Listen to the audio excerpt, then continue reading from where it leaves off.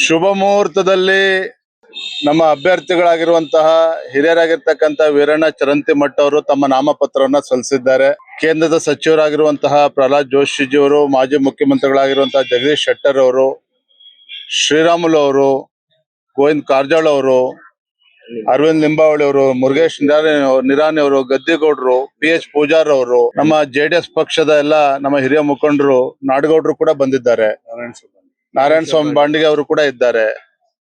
ಇದರ ಅರ್ಥ ಇಷ್ಟೇನೆ, ಭಾರತೀಯ ಜನತಾ ಪಾರ್ಟಿ ನಾವೆಲ್ಲರೂ ಸಹ ಒಟ್ಟಾಗಿ ಒಂದಾಗಿ ಬಾಗಲಕೋಟೆ ಹಾಗೂ ದಾವಣಗೆರೆ ದಕ್ಷಿಣ ವಿಧಾನಸಭಾ ಕ್ಷೇತ್ರ ಎರಡೂ ಚುನಾವಣೆಗಳನ್ನ ನಾವು ಸವಾಲಾಗಿ ಸ್ವೀಕಾರ ಮಾಡಿದ್ದೇವೆ.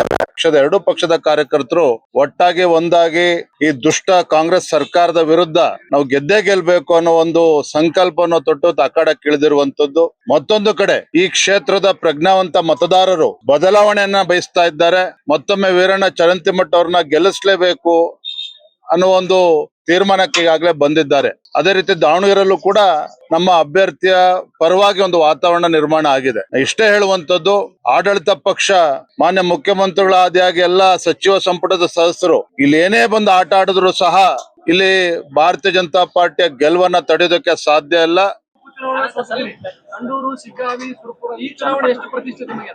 ನನಗಿಂತ ಹೆಚ್ಚು ನಮ್ಮ ಕಾರ್ಯಕರ್ತರೊಂದು ಪ್ರತಿಷ್ಠೆಯಾಗಿ ತೆಗೆದುಕೊಂಡಿದ್ದಾರೆ. ಶಿಗ್ಗಾವಿನಲ್ಲಿ ಯಾಕೆ ಸೋತರು, ಅಲ್ಲಿ ಯಾಕೆ ಸೋತರು ಅದೆಲ್ಲ ಈಗ ಚರ್ಚೆ ಮಾಡೋದಕ್ಕೆ ಹೋಗೋದಿಲ್ಲ.